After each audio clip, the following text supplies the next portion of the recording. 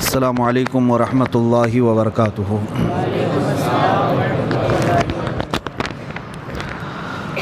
الحمد للہ وکفا وسلام علی حبیبہ المصطفیٰ، اما بعد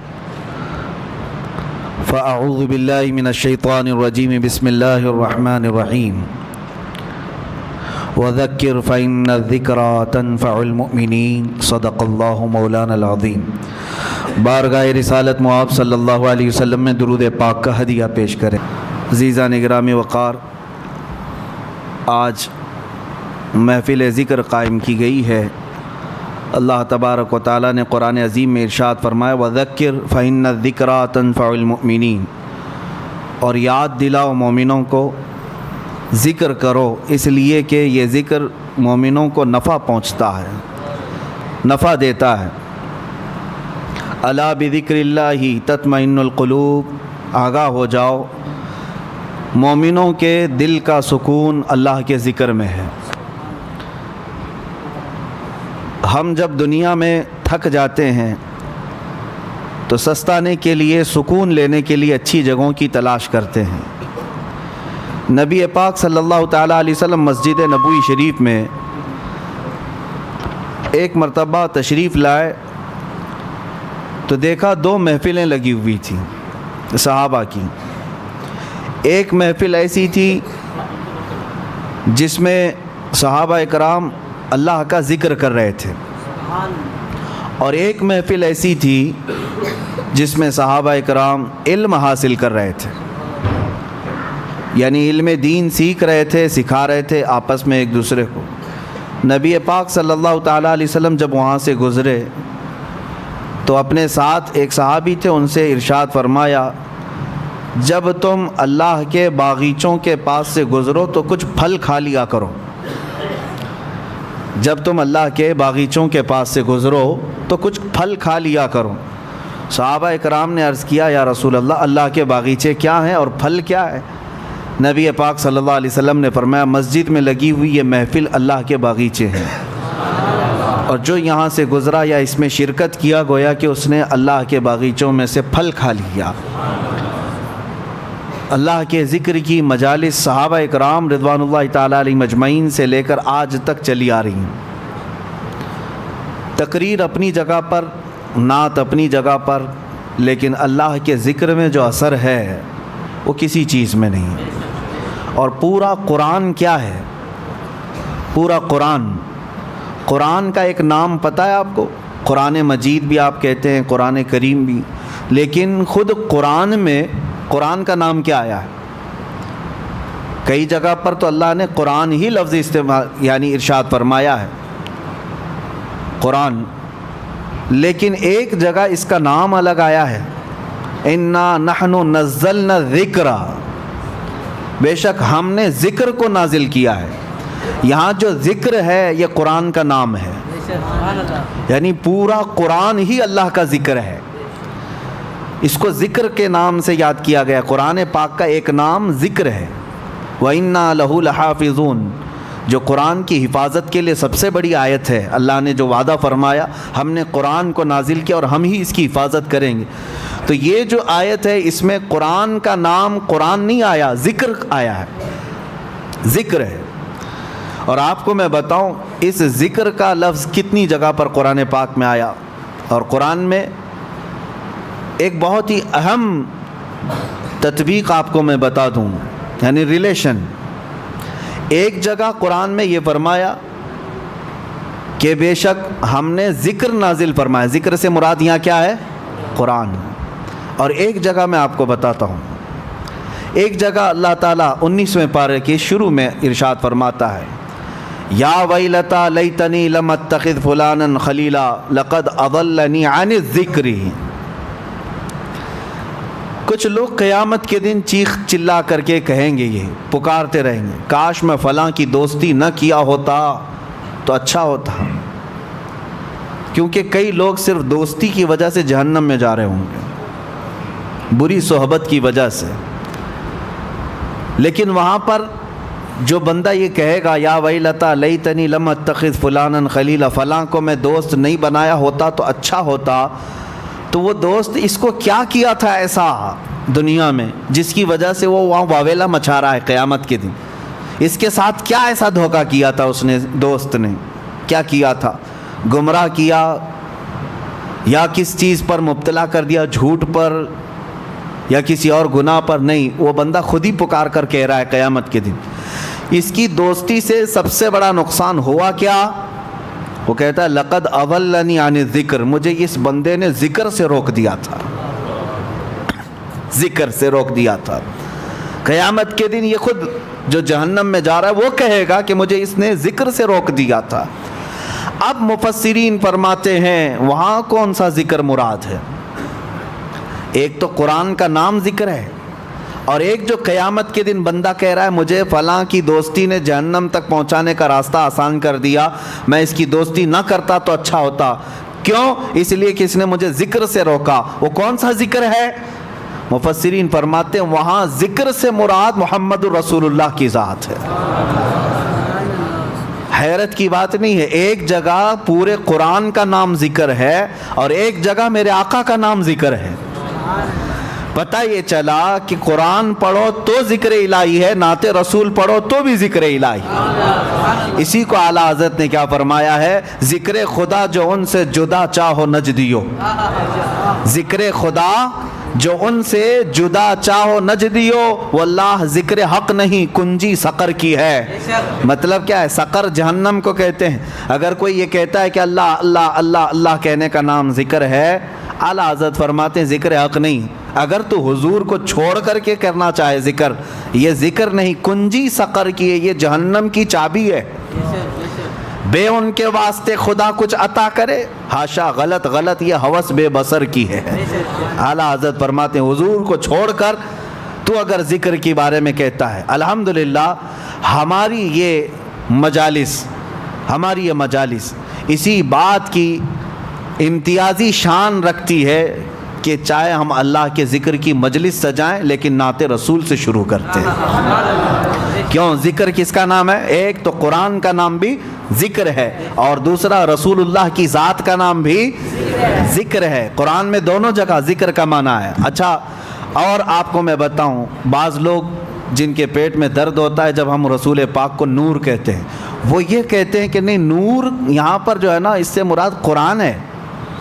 نور کا مطلب قرآن ہے. وہ یہ کہتے ہیں نور کا مطلب قرآن ہے. جیسے اللہ تبارک و تعالیٰ نے قرآن پاک میں ہی ارشاد فرمایا کہ قد جاءکم من اللہ نور و کتاب مبین. حیرت کی بات ہے, پڑھے لکھے لوگ اگر گمراہ ہو جائیں تو تعجب تو ہوتا ہی ہے. میں آپ کو بتاتا ہوں ایک مثال.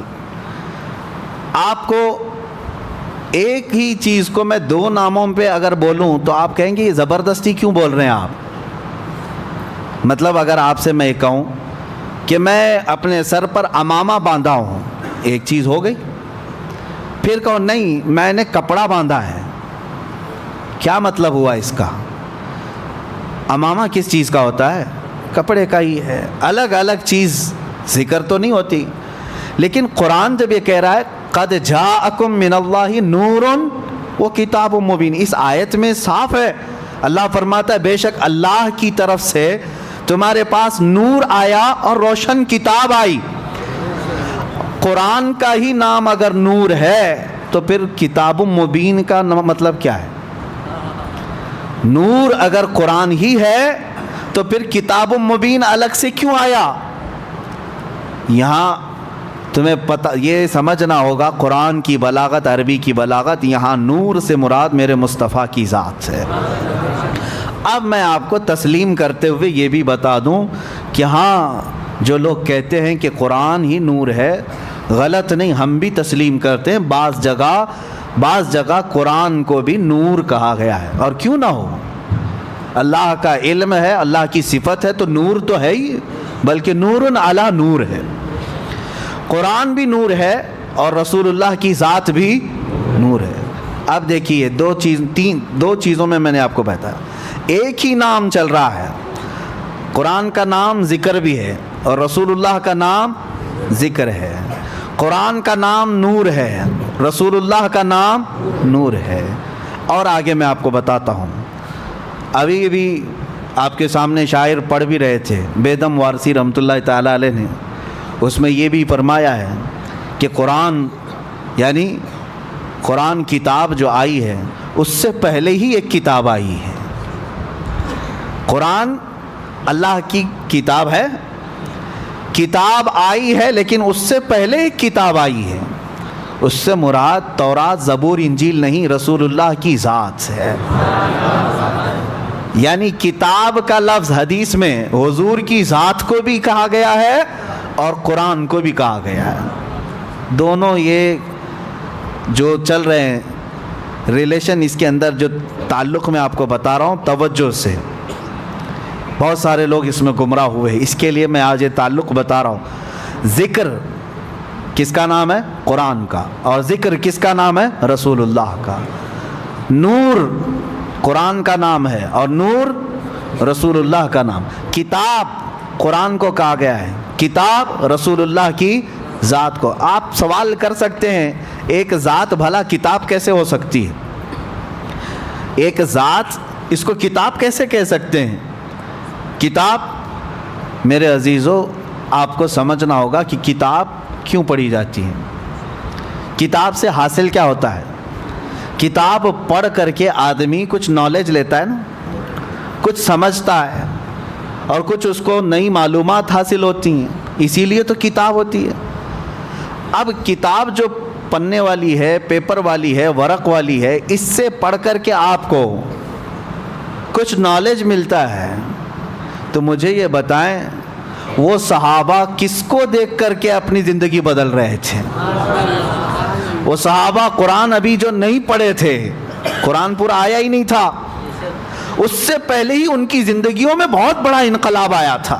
وہ کون سی کتاب پڑھ رہے تھے؟ تمہیں ماننا ہوگا وہ کتاب یہ نہیں، وہ کتاب ذات رسول کو پڑھ رہے تھے. کتاب دونوں نام ہو گئے، دونوں نام ہو گئے. اب آئیے اور ایک میں کمبینیشن بتاؤں. سب سے پہلے کون پیدا ہوا دنیا میں؟ سب سے پہلے کیا پیدا ہوا؟ حدیثیں الگ الگ ہیں. سنیوں میں مشہور ہے کہ حضور صلی اللہ تعالیٰ علیہ وسلم نے ارشاد فرمایا کہ سب سے پہلے اللہ نے میرے، باقی آپ ہی کمپلیٹ کر رہے ہیں. پتہ ہے ہر سنی کو پتہ ہے کہ سب جانتے ہیں حضور نے فرمایا سب سے پہلے اللہ نے، حضور نے کیا فرمایا؟ میرے نور کو پیدا. یہ سب کو پتہ ہے، لیکن حدیث اور بھی ہے. حدیث میں ایک حدیث میں میرے آقا صلی اللہ علیہ وسلم فرماتے ہیں سب سے پہلے اللہ تعالیٰ نے قلم کو پیدا کیا. سب سے پہلے اللہ نے قلم کو پیدا کیا. اور ایک حدیث میں ہے حضور اکرم صلی اللہ تعالیٰ علیہ وسلم فرماتے ہیں سب سے پہلے اللہ تعالیٰ نے لوح محفوظ کو پیدا کیا. ساری کائنات سے پہلے کسی بھی چیز کا ذکر نہیں ہے وہاں، کسی بھی نور کا ذکر نہیں. حضور نے فرمایا سب سے پہلے اللہ تعالیٰ نے لوح محفوظ کو پیدا کیا. تختی جس پر ساری کائنات لکھی گئی ہے، یہ لوح محفوظ کو. اب تطبیق دے کر کے بتاؤ، حضور پاک صلی اللہ تعالیٰ علیہ وسلم نے ایک حدیث میں فرمایا سب سے پہلے اللہ نے میرے نور کو پیدا کیا. ایک حدیث میں حضور فرما رہے ہیں سب سے پہلے اللہ نے قلم کو پیدا کیا. ایک حدیث میں فرما رہے ہیں سب سے پہلے اللہ نے لوح محفوظ کو پیدا کیا. آخر سب سے پہلے آیا کون؟ تو یہ فیصلہ جو ہے صرف عاشقان رسول کر سکتے ہیں. فنا پھر رسول، عاشق رسول اقبال لاہوری فرماتے ہیں، قلندر لاہوری علامہ اقبال یہ کہتے ہیں اس کا فیصلہ یہ ہے یا رسول اللہ لوح بھی تو قلم بھی تو، تیرا وجود الکتاب، ساری چیزیں آپ ہیں یا رسول اللہ. جو حدیث میں حضور نے فرمایا لوح پہلے پیدا ہوا، قلم پہلے پیدا ہوا، کتاب پہلے پیدا ہوئی، اقبال نے کہہ دیا یہ ساری چیزیں نام الگ الگ ہیں، سب کا مراد ایک ہی ہے یا رسول اللہ لوح بھی تو قلم بھی تو، تیرا وجود الکتاب، گنبد آبگینہ رنگ تیرے محیط میں حباب. اور پھر ایک جگہ اقبال یہ کہتے ہیں کہ نگاہ عشق و مستی میں وہی اول وہی آخر. ہاں ایک مسئلہ یہ بھی ہے کہ رسول کریم صلی اللہ تعالیٰ علیہ وسلم سب سے پہلے پیدا ہوئے، سب سے پہلے پیدا ہوئے. اور پھر سب سے اخیر میں آئے، سب سے اخیر میں آئے۔ اس کو بعض شارحین یوں کہتے ہیں کہ بیج زمین میں بویا جاتا ہے، زمین میں سب سے پہلی چیز کیا ہوئی؟ بیج۔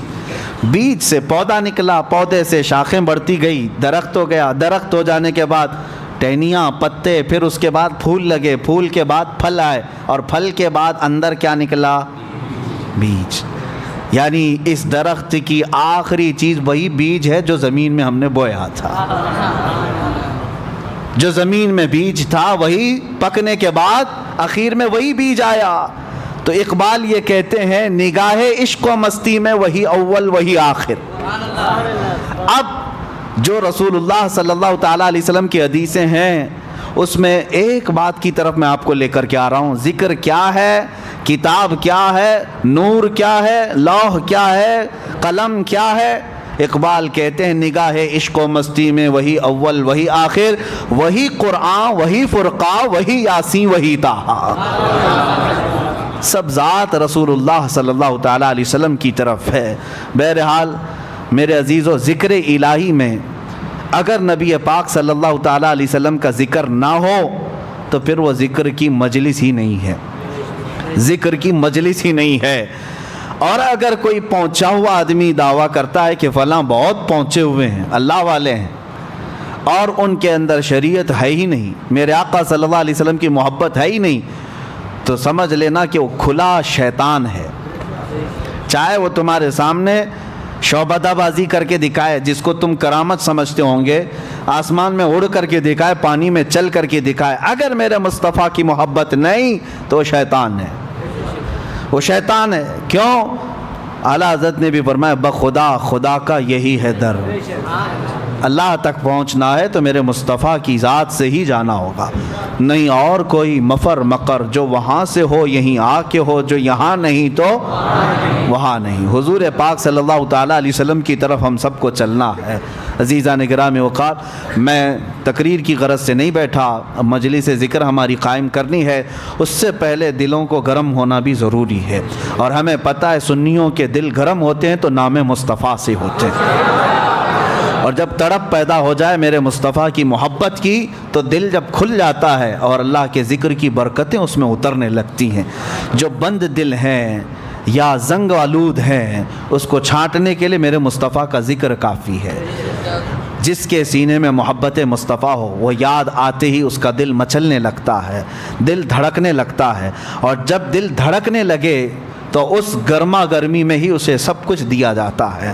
آپ کو پتہ ہے بہت ساری چیزیں نقش کرنے کے لیے تپانا پڑتا ہے۔ ہاں، سونے کو نقش کرنے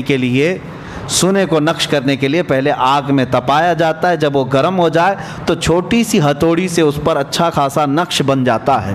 تو ہمیں پہلے اپنے دل کو تپانا ہے عشق مصطفیٰ میں، پھر ذکر الہی کی ضرب لگاؤ اس دل پر، دیکھنا پھر نقش بنتا چلا جائے گا، نقش بنتا چلا جائے گا۔ لیکن جتنے بھی اذکار ہیں، جتنے بھی ذکر آپ کریں گے، بے عشق مصطفیٰ کے کچھ نہیں۔ ہمارے بزرگوں نے فرمایا، بہت سارے مدرسے ہیں آج، ہاں، حضور کی گستاخی بھی کرتے ہیں اور بخاری بھی پڑھاتے ہیں، حضور پاک صلی اللہ تعالیٰ علیہ وسلم کی توہین بھی چلتی ہے، حضور کو ہلکا جانتے ہیں، کبھی بڑا بھائی، کبھی پیٹھ پیچھے کا علم نہیں، یہ ساری باتیں، لیکن پھر حضور کی حدیثیں بھی پڑھتے ہیں، وہ بخاری بھی یاد ہے ان کو۔ یہ کیا مسئلہ ہے؟ تو ان کے لیے کہا گیا یہ صرف اور صرف اوپر کا مسئلہ ہے، بے عشق مصطفیٰ پڑھتے ہیں جو بخاری۔ ہمارے بزرگوں نے فرمایا بے عشق مصطفیٰ پڑھتے ہیں جو بخاری، آتا ہے بخار ان کو، آتی نہیں بخاری۔ بخاری کا مطلب یہ نہیں ہے کہ انما الاعمال بالنیات پڑھ دیا، کلمتان حبیبتان الی الرحمن حدیث پڑھ دیا۔ بخاری کا مطلب یہ لفظی احادیث پڑھنا نہیں ہے، بخاری کا مطلب یہ ہے، ایک بزرگ کی بات میں بتاتا ہوں، احمد آباد کے رہنے والے تھے غالباً، تو وہ ان کے متعلق مشہور تھا پڑھے لکھے نہیں ہیں، بہت سارے لوگ یہ سمجھتے تھے، وہ جذب کے عالم میں رہتے تھے، پرانے کپڑے، پراگندہ بال، ذکر الہی میں مشغول، ایسا لگتا تھا کہ یہ عام آدمی ہے، دیہاتی آدمی ہے۔ لیکن کچھ لوگوں کو میں آپ کو یہ بتا دوں، شیخ سعدی رحمۃ اللہ علیہ کی ایک بات نصیحت ہے، ہر بیشا گما مبر کے خالیس شاید کے پلنگ خفتہ باشد. ہر جنگل کو خالی مت سمجھ لینا، کسی جنگل میں شیر سویا ہوتا ہے. ہر جنگل کو خالی مت سمجھنا، یہ شیخ سعدی رحمۃ اللہ علیہ نے فرمایا. ہر انسان کو ایرا غیرہ نتھو کھیرا مت سمجھ لینا اس کے ظاہر کو دیکھ کر. ہاں ارادت ہو تو دیکھ ان کو ید بیضا لیے بیٹھے ہیں اپنی آستینوں میں. کچھ فقراء کچھ قلندر ایسے ہوتے ہیں. تو یہ درویش جن کے بارے میں بتا رہا ہوں، اللہ والے تھے، ذکر الہی میں رہتے تھے، لیکن مدرسے میں پڑھنے والے طلباء اور کچھ علماء وہ مذاق بھی اڑاتے تھے. لوگ خامخواہ پیچھے چلتے رہتے ہیں اس بوڑھے کے، کیا آتا جاتا تو کچھ ہے نہیں. تو ان لوگوں نے سب لوگوں کو الگ الگ ورگلایا بھی. ایک دن لوگوں نے کہا نہیں بابا اللہ اور اس کے رسول کا ہی ذکر کرتے ہیں. کہا کچھ نہیں ہے، پڑھے لکھے نہیں ہے وہ. تو یہ باتیں بہت پھیل گئی. تو ایک دن اس درویش کے پاس کچھ طلباء آئے، کچھ علماء آئے. کہا کہ بابا جی ہم آپ سے بہت متاثر ہیں، انسپائر ہیں آپ سے بہت زیادہ، اور ہم آپ کی بڑی عزت کرتے ہیں. ہم آپ کو اپنے مدرسے میں مہمان بلا کر کے لے جا رہے ہیں، آئیے. توہین تھی. مدرسے میں لے آئے اور سیدھے مسند پر بٹھا دیے جہاں بخاری شریف پڑھائی جاتی تھی. جو شیخ الحدیث بیٹھتے تھے کہا کہ بابا جی بیٹھے، ہم آپ سے فیض اٹھانا چاہتے ہیں، بخاری شریف پڑھائیں. وہ ڈھکوسلے پیر نہیں تھے جو لوگوں کے چورے پر اپنی زندگی گزارتے ہوں، وہ فنا فی اللہ تھے. یہ اور بات ہے کہ ظاہراً ان کے خد و خال غریبوں سے نظر آتے تھے. بیٹھے کہا کہ بیٹا میری یہ مجال نہیں ہے، یہ میرا میدان نہیں ہے، مجھے اس سے دور رکھو. انہوں نے کہا نہیں، بڑا چرچا آپ کا ہے، آج آپ کو بخاری پڑھانا ہی، بخاری پڑھانی ہے. بہت ضد کیا، اصرار کیا تو انہوں نے بخاری شریف کھول دی. سارے طلباء بھی تھے، علماء بھی تھے، بڑے بڑے علماء بیٹھے ہوئے تھے. اب اس مرد حق، مرد قلندر نے جو بخاری شریف کو شروع کیا، ان عمر رضی اللہ تعالیٰ عنہ قال قال رسول اللہ صلی اللہ علیہ وسلم انما الاعمال بالنیات، یہاں سے شروع کیا. حدیث پڑھتے رہے پڑھتے رہے پڑھتے رہے.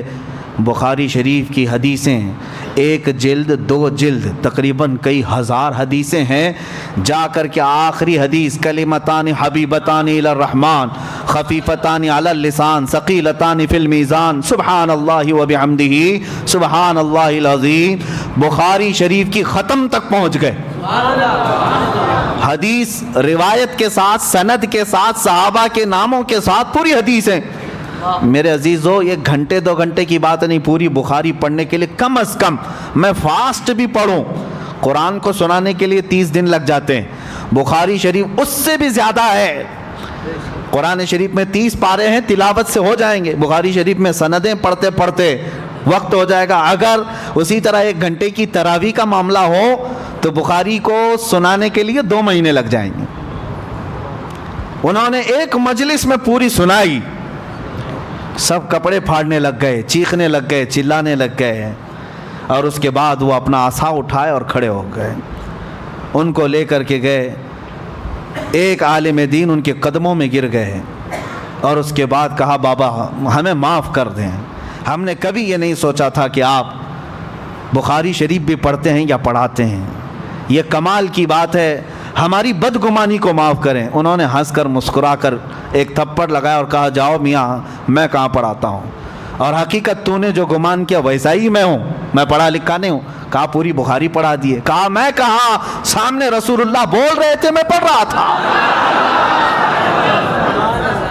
اللہ اکبر. سامنے مصطفیٰ کریم صلی اللہ علیہ وسلم بیٹھے تھے، وہ بولتے جاتے تھے اور میں سن کر کے بیان کرتا جاتا تھا. اس کو کہتے ہیں بخاری شریف پڑھنا. عشق مصطفیٰ جو پڑھتے ہیں بخاری، آتا ہے بخار ان کو، آتی نہیں بخاری.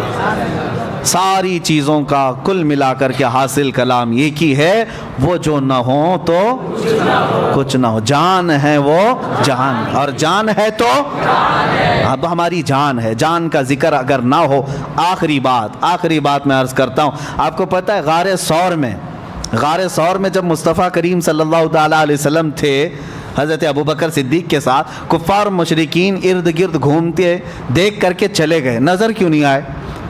سبوں نے اپنا اپنا الگ الگ انداز بیان کیا ہے کہ اللہ نے حفاظت فرمائی، مکڑی کے جال بن دیے تھے، کبوتری نے انڈے دے دیے تھے، اللہ تعالیٰ نے اپنے حبیب کی اور ان کے صاحب کی حفاظت فرمائی۔ لیکن عاشق رسول کیا کہتا ہے؟ ہاں، حسان الہند امام اہل سنت فاضل بریلوی کہتے ہیں کہ یہ عدو کا مطلب ہے دشمن۔